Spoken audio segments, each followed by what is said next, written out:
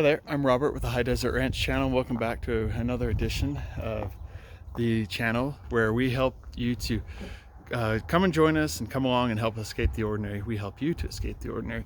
And today I want to do something that's perhaps maybe a little bit out of the ordinary for you guys, and that is how to naturally treat or prevent any parasites, but also to help eliminate the odor in your pig pens. And this can be applied to other animals as well, horse stalls, things of that nature. So essentially what I've done is there's two different types of lime. There's a pelletized, like garden, farm, lawn lime, and it's pelletized, which means it will start working instantly.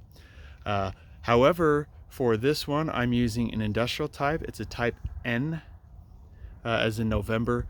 And the difference with that, and this is one of those important things, is it not only helps to neutralize the soil, but also through like the heating process, it will actually destroy any like eggs or larvae that might be in the soil, which as long as you're keeping in front of it and helping to prevent that, you're not going to have that issue. An ounce of prevention is worth a pound of cure, as the saying goes. And so I just wanted to show you that I have two pens that are excuse me, 16 feet wide by 24 feet deep or long, however you want to look at it. And I used about between the two pens, I used 50 pounds. And here in the springtime, the pens have been sitting idle, and it was just so muddy I couldn't even get in there. But now that the soil is kind of hardened up a little bit, I did use some water from the tank, but it's also gonna be storming here later this week. So while it was still a little bit dry, kind of soaked, I wanted to get some lime on, and I just want to show you what we're looking at.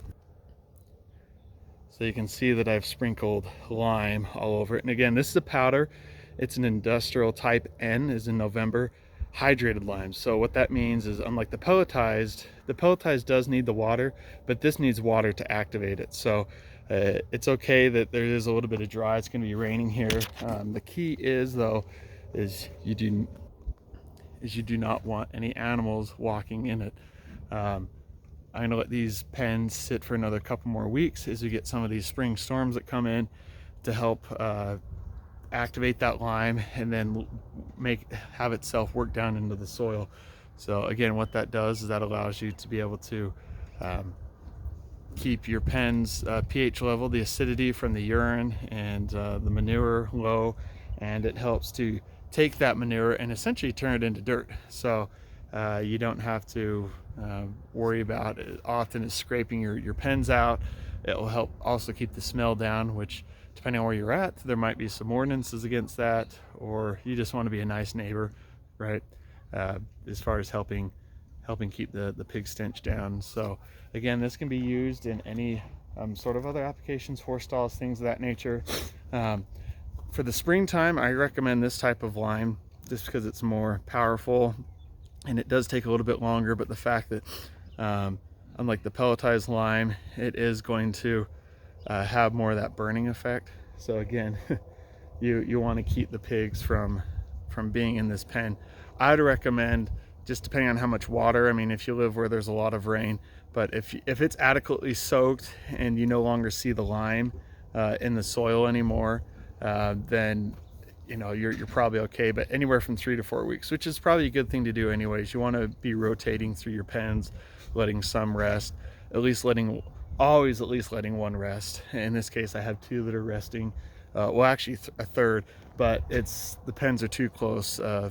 I've got the other pens are too close to where it's sandwiched in between two pens are being used. So I don't want to take that risk of harming the pigs, burning their eyes, things of that nature. So with these two pens, I'm able to safely treat the pens and keep the pigs safe. So anyways, guys, I figured that was a little update that you would want to see. And as always, that's why I do this channel, is to help you, whether you've been at this a long time or you're just starting out. I hope that you find this video helpful. If you do, please like, subscribe, and even share this with others.